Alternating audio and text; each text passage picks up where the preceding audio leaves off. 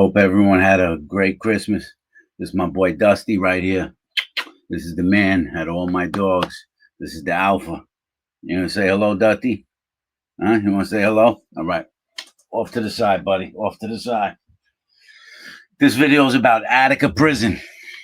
Attica Prison is, there's 50-something prisons in New York State. And out of those 50 prisons, Attica Prison tends to be the most dangerous prison out of all of them. Not to say that every prison can't be dangerous and isn't dangerous, because they are. But out of the 50-something prisons in New York, you have Dannemora Clinton Correctional Facility. You have Greenhaven Correctional Facility. You have a lot of them, but Attica is definitely one of the most serious, if not the most serious prisons that the state has to offer. It was the second prison that I entered. I was sent from Sing Sing to Attica. Attica is in Attica, New York. It's probably 30, 40 miles from the Canadian border. It gets absolutely freezing up there. Really cold, really short summers, long winters up there. And I spent about 6 years in Attica after I left Sing Sing. I got kicked out of Sing Sing. So Attica, 70% of the population is serving a life sentence. So there's some very serious guys up there. That means that a lot of them will never go home. A lot of them will be there till the day they die, which means they don't have much to lose. Attica is also known as a disciplinary prison. So when you get kicked out of another prison, like I got kicked out of Sing Sing, they send you to Attica as a punishment. Sing Sing that I was in was one of the loosest prisons I was in, where the prisoners like almost run the show in Sing Sing. They do whatever they want. They walk down the hallway smoking weed. They're screaming and yelling like crazy in the halls all night long. And Attica is the complete different. Attica is like close to almost like a boot camp compared to prisons, you know. But I'll explain what it was like to walk into this facility. I got packed up in Sing Sing for cursing out the warden. I had some words with the warden, so they shipped me up to Attica. And there was probably about 30 of us on the bus going up there. But they dropped prisoners off along the way.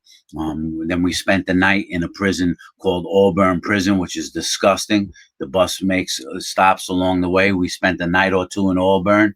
And then when we get to Attica, there's about 6 of us that are going into the facility. And they're screaming and yelling, you know, as we're on our way up there. You know, you're not having a peaceful ride. And the way they chain and shackle you is crazy, too, in New York State. So what happens is they not only put a pair of handcuffs on you when they move, but they put a black box that locks over the handcuffs. So you have no movement at all. Usually you have the chain where you can move a little bit, but then the black box locks over them. Then they take a steel chain, put it through a loop in the black box, wrap the chain around your body. So you're really handcuffed like this, and you only have a little movement. And then they put your shackles on your ankles and shackle you to another prisoner. And you guys got to go in step together to walk. And you're on the bus like that for an 8-10 hour ride, which is absolutely horrific, you know, because Attica is all the way up there. And so there's a lot of noise on the bus, but not when we pull into the facility. When we actually pull into the facility, the bus fell quiet because the building itself is very intimidating. Attica has a 40-foot high cement wall around it. It has the gun towers all over. It looks very archaic, almost like an English castle. And, you know, with the reputation of the Attica riots, and everyone knows it's a serious place, the bus falls quiet when you pull in there. And when we get into the facility, they bring us right into this little caged-in area and sit us down. And to this day, it was one of the biggest men that I ever saw in my life, the correctional officer that came to greet us. Without exaggerating, this officer was about 6'9", 6'10", well over 400 pounds, like an Andre the Giant looking guy. And you could see that something was wrong with him. But that he looked he looked inbred, and it wouldn't be surprising because Attica, New York, is on the list for one of the inbred capitals in the United States of America. And it's such a small town up there that who knows what the fuck they're doing. But this guy looked freaky. He had sunken in eyes. His forehead was too big. It was abnormal. His hands looked abnormal.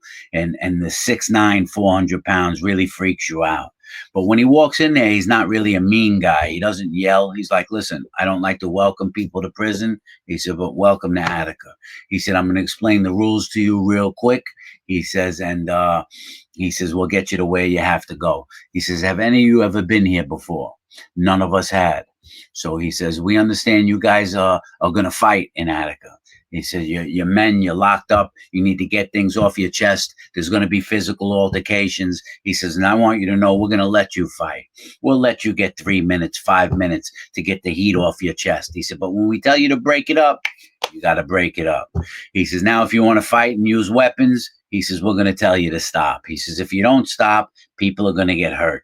He says, and if you're using weapons out in the yard, you'll probably get shot because there's men in the tower with AR-15s. And they'll shoot you. They shoot to kill. They're instructed to shoot to kill, not shoot to wound. And he said the most important rule is if you assault one of our officers. He said, if you assault one of our officers, we will probably beat you to death. He says, and if you make it to the hospital, he said, you will have many, many broken bones when you get there. This was true to form.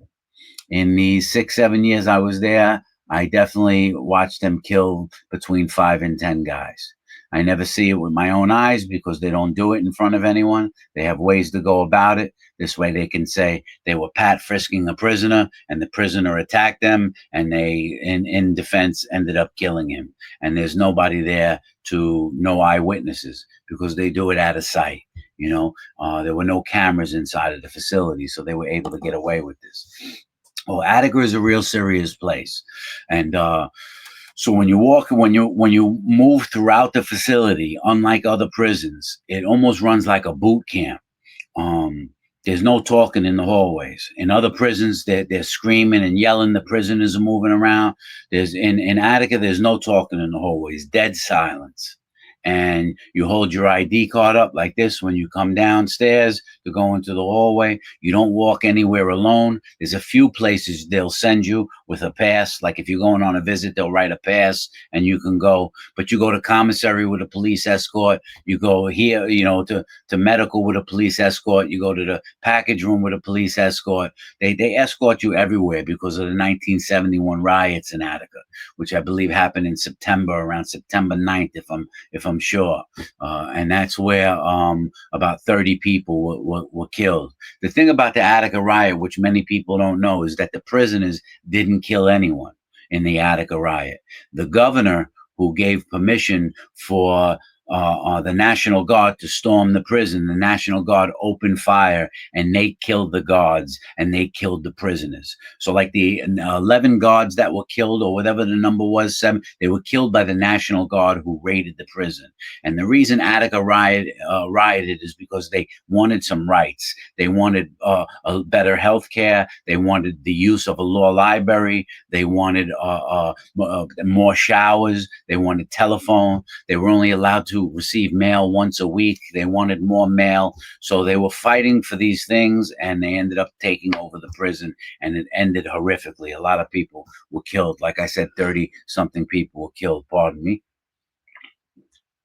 So when you move through Attica, there's a lot of discipline. There's quiet in the hallways. Your shirts have to be tucked in. And you're usually in single file. If there's a lot of you, you're in double file, and there's yellow lines on the floor. So when the officer wants you to move to the next yellow line, he'll take his nightstick and bang it off the wall. Forward, march. And then boom, boom, boom, boom. You go to the next yellow line and you stop. And then there's a gate there with an officer. He unlocks the gate, lets everyone through, locks the gate. Officer bangs the stick. Forward, march. And it's really regimented. You know what I mean? It's really controlled, and you can't move anywhere without the prison. There's a locked steel gate with a guard every 50 yards, every 40 yards. So there's no way to really move around, And it's a serious place. It's a real serious place. It's an intimidating place. And so about three of us are going into this D block area. There's five different blocks. There's A block, which they call Afghanistan. A block houses people who still have a educational need. They haven't received their high school diploma or GED, so they put you in A block mostly because that's where you go to school. And A block is also for people who are released from solitary confinement. So A block is pretty dangerous. They call it Afghanistan. I was there for a little while. Very nerve wracking. You know what I mean? A lot of young kids, a lot of gang kids. They're off the hook. They're cutting each other, stabbing each other. I mean, it's nuts. A block is Afghanistan. Then you have B block, which is a lot of vocational training. People at prisoners that run vocational groups. You have C block, which is the metal shop. This is where they fabricate cabinets, tables, chairs, desks that the prison sells outside of the prison. And that's where there's a lot of metal and there's always a way to move it around, a lot of steel. You know, that's C block. And then you have D block. D block is where the riot had originated in 1970. And you can still see some bullet holes in the brick wall outside. You know, D block also houses part of the honor block. Part of D block is the honor block. And that's another story. And then there's E block, which is on the other side of the prison. A lot of people like to go to E block because there were doors instead of bars on your room. You know, you would have a door that you shut. So it was almost like a second honor block, E block. So that's what it was. A, B, C, D, and then E, you know, and that's how the prison was set up. There's a big tower in the middle with the blocks. If you look at an aerial view of it, you get a better perspective of what the prison looks like. So they're bringing us into D block. I'm just coming into the prison, nervous. I'm in Attica, 28 years old, don't know what to expect. You never know when you go into a new prison what it's going to be like. Is someone not going to like your face? Is a guard not going to like you? In the old prison I was in, you get a little more comfortable, if you could use that word, because you learn the routine, you know everyone, you know how everything works. And then you get moved to a new prison, you don't know what's going to go on in the new prison. That's just the way it is, And so when you go in there, you don't have any property because you might not get your property that you travel with for 4 or 5 days. It's got to go through processing. It's on the bottom of the bus that you traveled on. And the draft room prisoner workers will take that out, bring it to the offices. The offices will go through it. They'll call you down to get your property. It could take anywhere from a day to a week, whatever it may be. There's no rush. They don't rush with your shit. So you live with nothing for the first few days that you're there. You don't have anything except the blanket that they give you, stuff like that. So we're moving in, we're walking. We met that big inbred guy and he gave us the rules of the prison. He said, from here on in, don't ask an officer for anything. He said, if you need to know when the commissary is, ask a prisoner. If you need to know where laundry is, ask a prisoner. You need to know how to get to the yard, ask a prisoner. That's the way they like to function it there, to keep the relationship minimal, if not any. So we're going into this D block and there's only 3 of us going in. I'm last online. They call the first guy, Sanchez. Guy says, here. They said, you're on 40 company, 1 cell. Dylan, yeah, you're on 39 company, 2 cell. And they call my name right here. They said, you put your hands on the wall over there. I said, oh, shit. Why me? What's going on? Why me? I'm just walking into the prison. So I go over to the wall. They have hands painted on the wall, so you know where to put your hands. I put my hands in the wall like a Pat Frisk, type position. And the officer comes up behind me. He says, listen to what I'm telling you. Real intimidating too, And I could feel 3, 4 of them behind me. They said, no matter what you do, don't look away from the wall. You understand? I said, yeah, I understand. The problem is I could smell the vodka on his breath. They're drinking. They're big country boys, too. They're farmers. You have to understand, Attica is in the middle of nowhere, and there was nothing up there but farms. They're all farmers, big farm boys, red, white, and blue American farm boys. And then they built a prison there, And once they built a prison there and employed 500 men in the town, and they got jobs as correctional officers, right? And I'm not shitting on them. There's some real good dudes there. Some of them are okay. But I'm talking about limited education, limited personal skills. They were farmers, they were the backbone of America, to be honest with you. But they haven't really learned the psychology of dealing with people. And now they've been given a position of power over a minority You know what I mean? And it's just really not a good combination. When you study psychology, you realize what happens when you give someone power and then put them in control over someone else, you know? And so they got my hands on the wall. I could smell the alcohol on his breath. He tells me to put my hands behind my back. When I put them behind my back, they put me in a pair of handcuffs. And when I get in the handcuffs, he says, turn around. And just as I'm turning around, boom, he punches me right in the nose, right? Breaks my nose open, busts part of my mouth open, knocks me down on the floor. I mean, I got punched, handcuffed by a guy who was a monster, you know what I mean? And it blindsided me right in the face and put me down. As I'm down on the floor, about 3 or 4 of them lean over me and they say, you ever curse out the warden in this facility, we'll fucking kill you. Do you understand? I said, you got it, you know? So now I know what it's about. That was my welcome in Attica. They picked me up off the floor and then led me to my cell, uncuffed me, and threw me in my cell. I was on 38 Company on the flats in Attica, in D Block, and there was no mattress in the cell. They did it on purpose. You know, it was a 2-man cell, but I was the only one in there, and I had to sleep on a cold piece of steel all night. And it was rough because it was cold. It was wintertime. It was a piece of steel. I had no pillow, no mattress, no nothing, and I slept on this piece of steel all night. And when I wake up in the morning, I see one of the other prisoners who's a porter sweeping and mopping. I said, listen, please take this phone number, you know, call my family, which he's not allowed to do, but there's ways to do it. He calls his family. Then they use a 3-way call to make the call to my family and let my family know that I've been transferred. Because when they put you on the draft from one prison to another, they shut off your phone. This way you can't inform anybody that you're on the move. Right. And so my family didn't even know that I was on the move for 3 days. They're still thinking that I'm in Sing Sing, you know, and so now I'm in Attica. And when you get to a prison, as I've explained before, for the first 1, 2, 3 days, they leave you locked in your cell until you get cleared by a sergeant or lieutenant. He has to give you clearance to be released into the population. He checks to see if you have any enemies. He checks to see if there's any problems, your security risk, your crime. And then he decides if you go into the general population. So when I go meet the lieutenant, he says to me, what happened to your face? Because I took the shot from the cop, you know, and the night before, and it's swollen and busted up. He goes, what happened to your face? So I give him the typical line that's famous in prison. I said, I slipped in the shower. You know, that's what everyone's supposed to say. I fell in the shower. So he holds up a picture of me. He said, this picture was taken of you when you came through the processing room yesterday. There's no marks on your face. He said, you haven't been given a shower since that time, so you didn't fall in the shower. He said, did one of my officers hit you?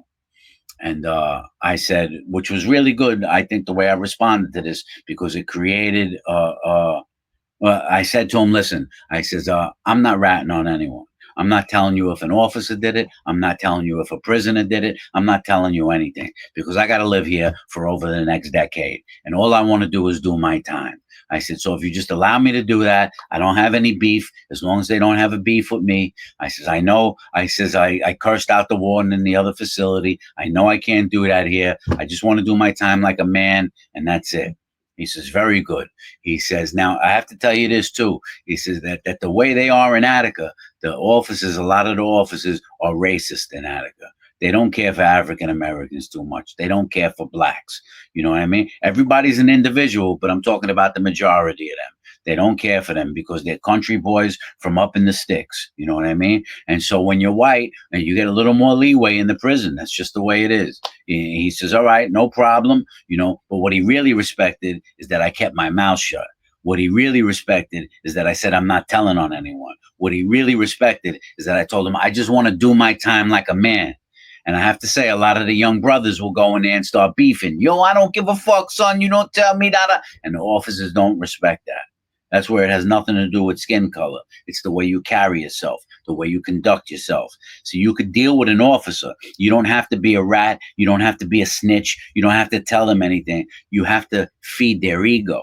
And you could feed their ego by saying, listen, I respect your position. I know this is your house. It's not my house. I'm just coming to do my time, right? It's a psychology, right? And so once he hears all that, he's like, yo, no sweat. No problem. What job do you want?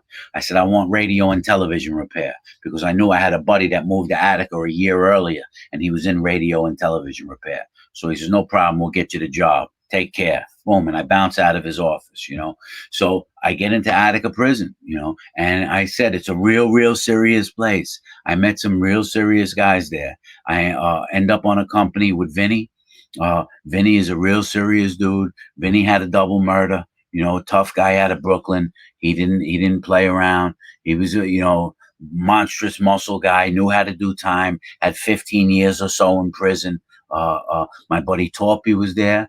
Torpy was a made man out of Rochester, New York. He had like 20 years in prison. He had a life sentence to serve, you know. So there was just a lot of old timers there. A lot of guys doing a lot of time, you know, and a lot of violence in Attica. A lot of violence in Attica. Of course, any prison I went to, I would go right out and attack the handball courts. That was my thing. Go into the weight power workout, you know, play handball. And I was watching a lot of guys get cut. A lot of guys get stabbed. A lot of people's faces get melted with boiling or cooking oil. You know, a lot of people stabbed and killed over the telephone. You know, the yard is crazy in Attica. When you go into the yard, it is 100% segregated. Like I explained in some other videos, there's segregation, but Attica has it to the T. There's tables in the yard, and all the tables are up against the wall of the yard. The yard is a square, so nobody's hanging out in the middle of the yard, right? Because then someone could come up behind you. So the cruiser guys, the white guys, the Spanish, the Dominicans, the Puerto Ricans, the Bloods, the Nietas, the Latin Kings, everybody's got their own spot, and it's against the wall, And everyone's cordial with one another. Everyone's polite to one another. Everyone's respectful to one another until there's a beef. You know what I mean? The Spanish guys and the white guys tend to say very tight knitted in the prison system. You know, you'll discover that a lot. The mess hall was another dangerous place. The mess hall was very dangerous. When you go to the mess hall, right, you're walking, they only allow 40 people at a time to walk through the halls of Attica, right? And this way they keep control. And in the mess hall, see, you can be, let me explain it this way. You can be in A block, or you can be on one company in Attica. And there could be another guy on another company. You could both be in the prison for 5 years and never see one another. You don't even know he's there. Your friend could be in A block and you're in C block, and you never see each other unless you end up in the infirmary together or going on a medical call out together. You guys eat in different mess halls. You go to commissary on different days. You may work different jobs. So sometimes you don't even know each other's there.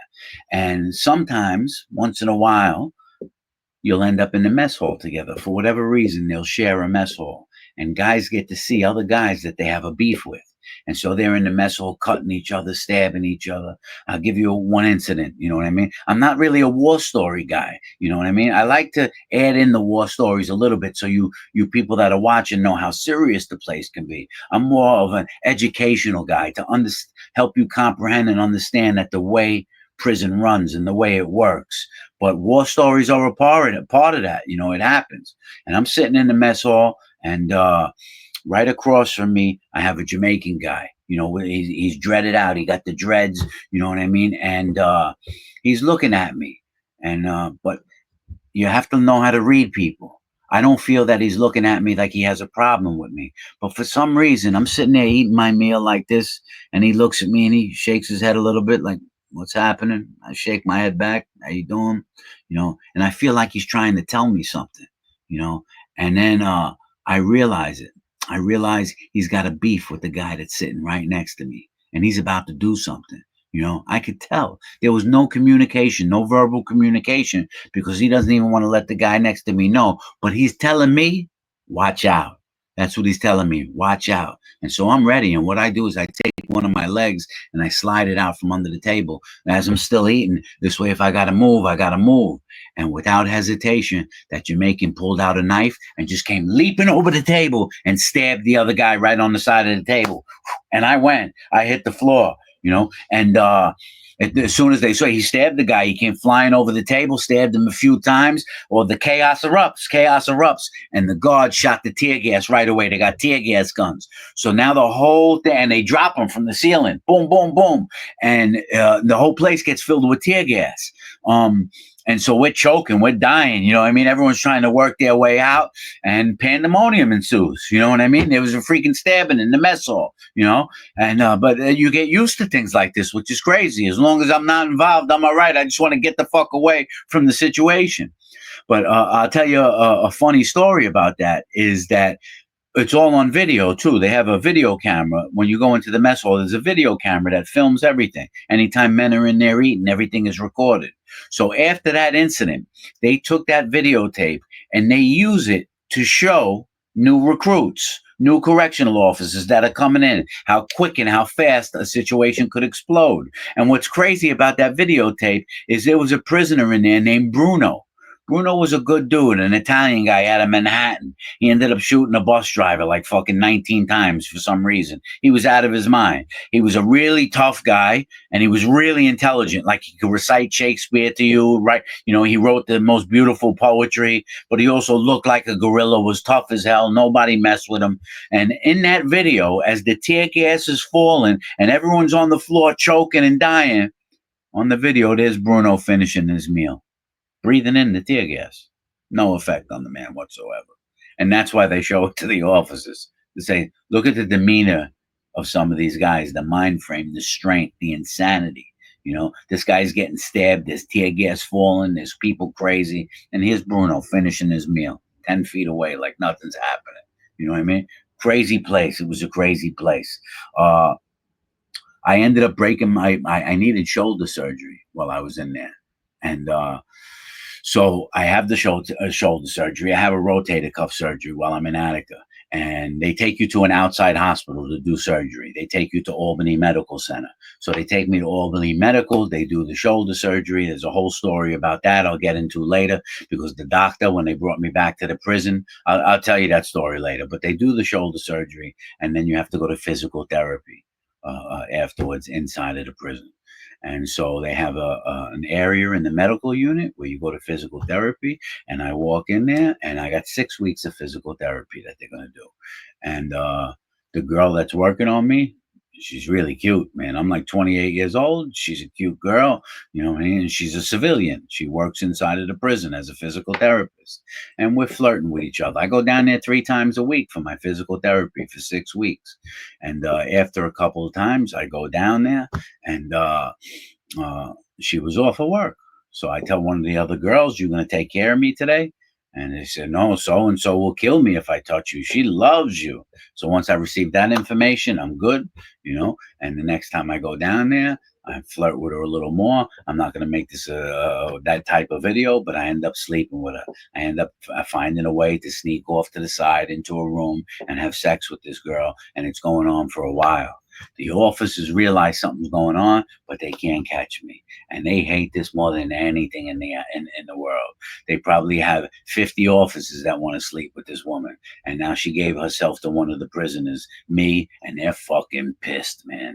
And so one day when I'm going to physical therapy, I turn the corner, and there's like 5, 6 officers with riot gear on, the mask, the black gloves, the nightsticks. They drag me under the steps. They kick me, give me a few punches. Thankfully, they liked me. This is because they liked me. They didn't kill me. They said, "You ever come down here again, we'll fucking kill you. No more physical therapy. Don't come near here again." That was it. That was a wrap. I never went near there again. You know what I mean? I knew it was over. The chick was writing me letters afterwards. I told her, "Listen, chill. You're going to get me killed. I don't want to deal with this situation."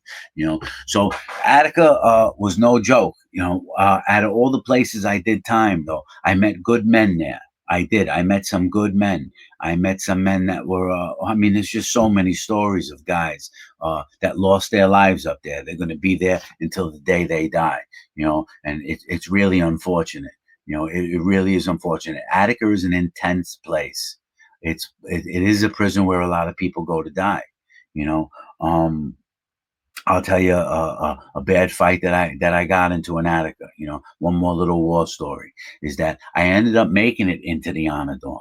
You know what I mean? And in the Honor Dome, we could go to the regular general population yard, or we had our own little yard, and we were allowed to have a garden. We were allowed to plant stuff. There was heavy bags and volleyball courts. You could bring your Walkman. Back those days, they had the Walkman. You could bring your Walkman to the yard, listen to a little music, and it was good for guys that wanted to stay out of trouble, And so I was in this Honor Dome, and we used to go outside and play volleyball all the time, and just like in the yard, it's usually segregated. The white guys will play the Spanish guys will play the black guys, whatever it would be, And I always said in all my videos, and it's true to heart, is that, you hear the saying, people, I don't see color.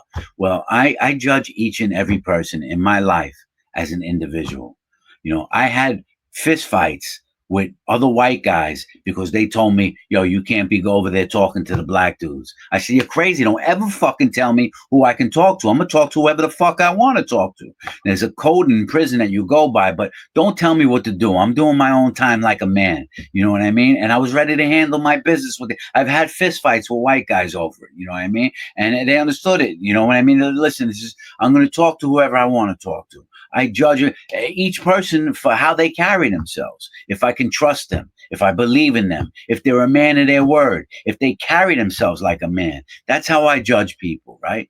And so we're playing this volleyball game, and it's the white guys versus the black guys. And there's this black dude, he's fucking huge. And every day we're out there, he's disrespectful with his mouth. He's calling us crackers. Crackers this, you fucking crackers that. White boys this, white boys that. And one thing I never allowed was anyone to call me a white boy. I didn't care who they were. I said, you call me a white man. I'm not a white boy. I'm a white man. You want me to call you a black boy? No, you want me to call you a black man. So call me a white man. You know what I mean? That's just a common respect that you should have in prison. But because they outnumber so much, they used to get reckless with their mouth. And this guy particular used to shout, and I used to say every day as we're playing the volleyball, this guy's going to catch me on a bad day, man. I told my friend he's going to catch me on a bad day. I'm telling you, there's going to be a problem because he's disrespectful as hell, and then that day came, and it was really like my friend goes up to spike the ball, and he starts shouting, you fucking crackers can't play for shit. So I go flying under the net, man. And some people get in between us, And I said, listen, if I ever hear that fucking word come out of your mouth again, I says, it's over. I'm telling you. I says, I'm breaking your fucking jaw. You know what I'm saying? So people are trying to calm it down, My man Ty Lib, who was a good dude, a Muslim dude, listen, Joe Fish, forget about it. Let it go. Let it go. You know what I mean? You guys fucking shake hands. Let it go. Right. And so he calms the situation down and we shake hands. I shake hands with the big dude. You know what I mean? And it's over with. Once you shake hands, all right, it's over with. Or it's supposed to be over with if you're a man, right? But I'm not dealing with a fucking man. I'm dealing with a piece of shit. That's what I was dealing with. So in my mind, I think it's over with. And in this situation, I made a mistake. Right? I let my guard down because after the volleyball game, we go over to the wall to drink a little water and take a break before the next game. There's a little water spout by the brick wall. And as I fill up my bottle and I'm holding my bottle up like this, drinking, out of the corner of my eye, I see something and it's his fist coming forward and he catches me in the side of the face. But I was able to move a little to take the brunt of the force off. And when I turn, the guy jumps on my back. Big mistake. I'm squatting like 500 and change at the time, more than that. So I fucking push him off my back. He slams off of the wall and I turn around and I start demolishing this guy. And one thing about me, I don't say this to sound like a tough guy, man. I always told people I love to fight. I grew up fighting. And where this guy made a mistake is I was hitting the heavy bag 2 times a day for the past 2-3 years. I was out hitting the bag every day. I can go on that bag for an hour, 2 hours straight. I had some endurance. My shot was really good. And I get this guy up against the wall and it was like a David and Goliath. This guy was twice my size. And I got him stuck up against the wall by these bushes and I'm going to work on him. Bang, bang, bang, bang, bang, bang, bang.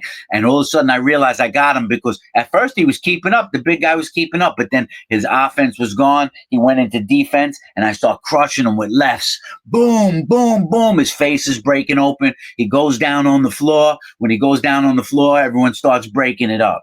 I turn around and all the officers are watching from the windows. Right, all the prisoners are watching. They're all looking down into the yard. They watch me take down this guy like a tree trunk who was 3 times my size. Right, so immediately they call us into the building. We got to go into the building, and he's fucked up. This guy's broke up, cracked eye, cracked face.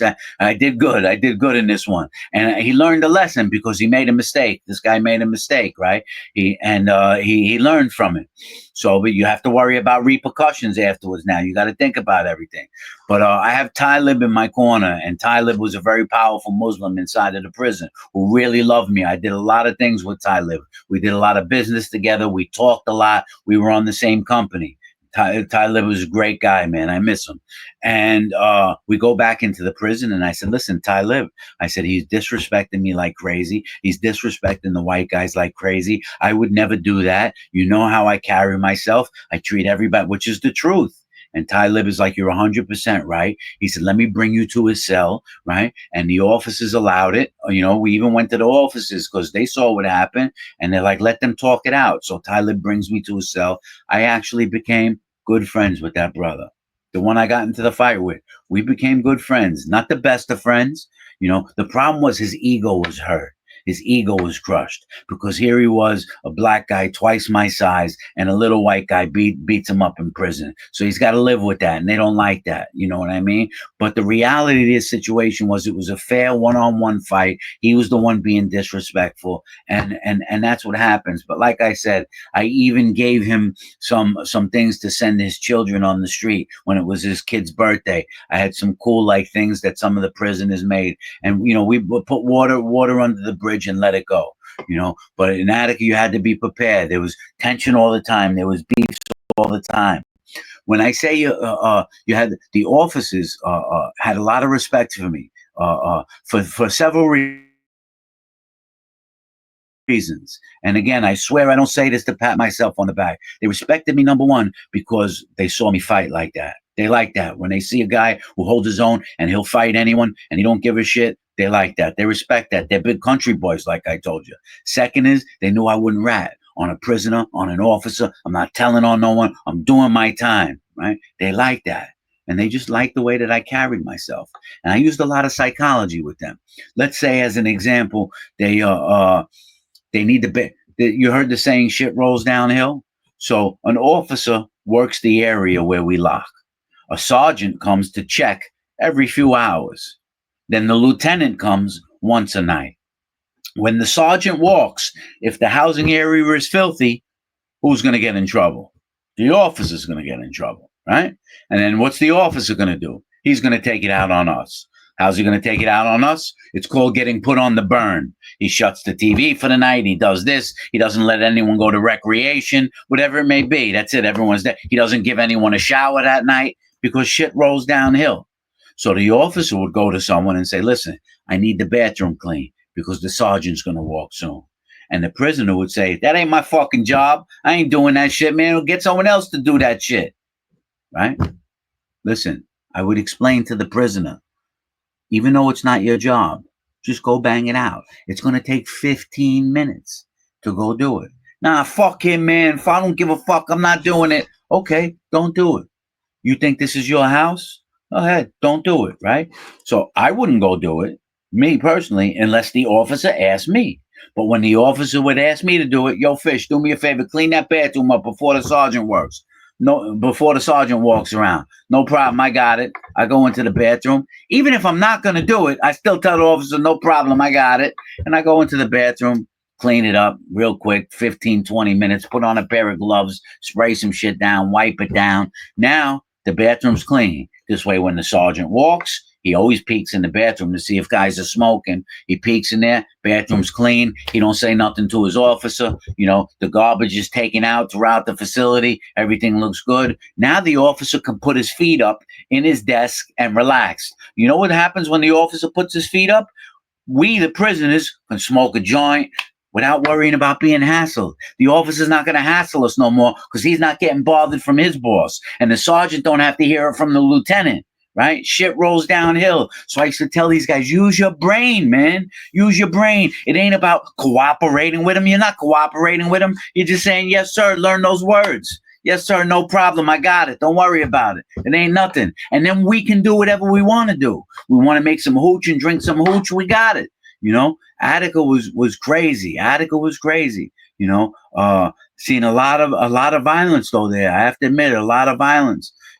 I watched my buddy Carl kill someone in there, over being disrespectful. I watched a lot of guys get killed in there, man. There's a lot of stories in there. There's a lot of stories in there. Attica is a place, what they call a terminal facility. You may never go home from there. You may never go home. And when I was ready to leave Attica, after 5-6 years, whatever it was, they put me on the draft to go to another prison. I didn't want to go because that was a place where most people conducted themselves like men in Attica. You weren't going to run your mouth. The little kids that thought they were gangsters and run around crazy in Attica, they mind their P's and Q's real quick there. I could just name some really good guys that were there. There was a lot of them. Mario, Vinny, Torpy, and my buddy Sharif. Boy, my buddy Sharif was there. I'll end with this. I'm on a I think it was like 42 company in Attica, and they moved me into a cell. And they moved me into a cell, and my neighbor is an Egyptian guy. His name is Sharif. And I don't know him at all. He doesn't know me. And so, once in a while we knock on the wall at night, and we had TVs in our cells, which was nice. We could watch TV. And so one day he says to me, Kupaya Kawa, if I'm saying it right. I don't know what that means. He's Egyptian. And so I says, what? He says, Kupaya Kawa. I says, what's that? He says, coffee. You want some coffee? Sharif was a devout Muslim. He wore the kufi. He prayed 5 times a day. And I said, I don't drink coffee. I'm good. He says, no, have some coffee with me, Egyptian coffee. He got the coffee from this guy, Pali, who was from Palestine. There's people from all over the world in there. So I said, all right, I'll take the coffee. Fucking Sharif. I'm still a coffee drinker to this day now because he gives me this cup of coffee. So I drank the coffee, and this started to build a relationship between me and Sharif. And I really like the guy. I care for him. We start talking, and what I realize is that Sharif is in the same mind frame as me.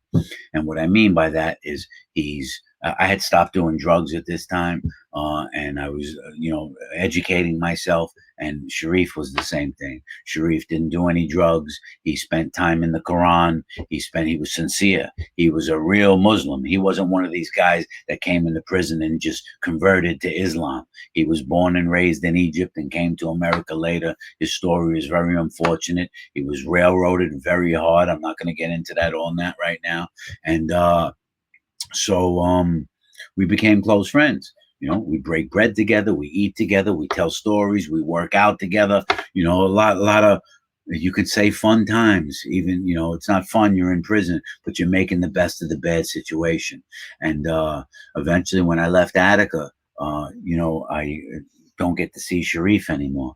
Sharif was serving 25 years to life.